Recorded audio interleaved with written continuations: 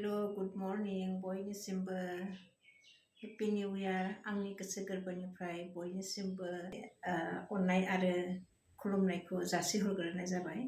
बेनिफ्राय जोङो दा मन्दिरावहाय थांनो नागिरदों आरो ओमफ्राय माने बोसोरा दिनै 1 थारिख नालाय ओमफ्राय 1 थारिखनि माबाखाय जोङो मन्दिरावहाय फुजा हैनो थांनो नागिरदों आरो ओमफ्राय दा बहाय थांनो थाखाय जोङो रेडि जाखाबाय आरो ओमफ्राय दा माने गोसोफ्राव मा सानदों खामानिफोर आरो माबाफोर मावनो लानाय हाबाफ्रा मोजाङै मोजां जाफुंथों बे बोसोरावहाय बिदि साननानै आरो गावबागावनि देहा सोलेर बा न'खरनि थाखाय ओरैनो एसे भगबाननि सिगाङावहाय आखाइ खबजबनानैहाय माने एसे खर' गंग्लायनोसै होननानै सानदों आरो जोङो।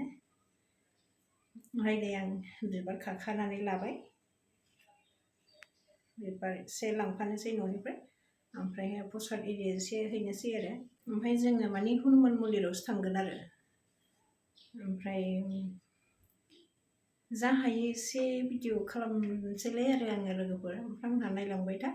बेनिफ्राय आंनि भिडिअखौ मोजां मोनोबा लाइक खालामना होदो ओमफ्राय साबस्क्राइब खालामनानै होबानो जाबाय। ओमफ्राय नायलांबाय थादो आरोखि आंनि भिडिअखौ अननानै। दा दसे उनावहाय नोंथांमोनखौ लोगो मोनफिनगोन दे, नायलांबाय थादो। रनि रिक्सा थांगोन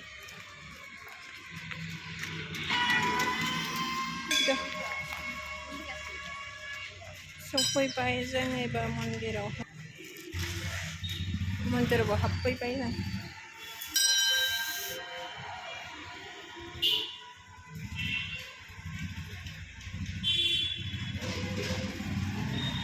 फुजा होनानै लाग्रोनोसै जों ओमफ्राय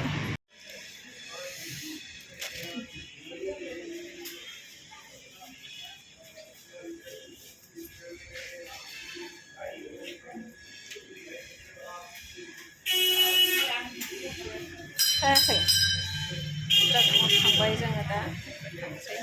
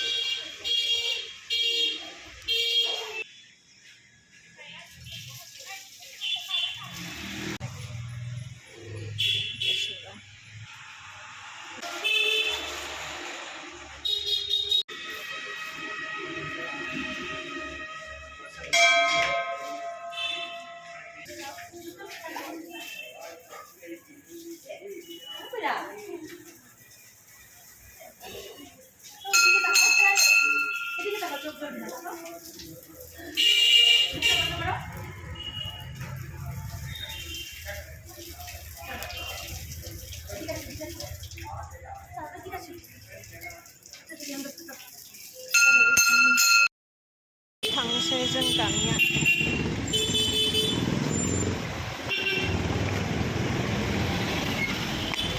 बोसोर गोदाननि मानसिफ्रा जि फुजाबो होफैदोंबो ना।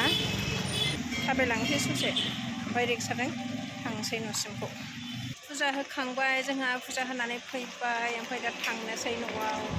बोसोर गोदाननि फुजा होफैदों जोंहा हनुमान मन्दिरावहाय। जालायबायब्ला बोसोर गोदाननि माने बोसोरा माब्रै बारग'लांगोन बेनि थाखाय एसे भगबाननि सिगाङाव आखाइ खबजबनानै खर' गंग्लाय फैनांगोन ना, ओंखायनो आरो लागेना रे भाई।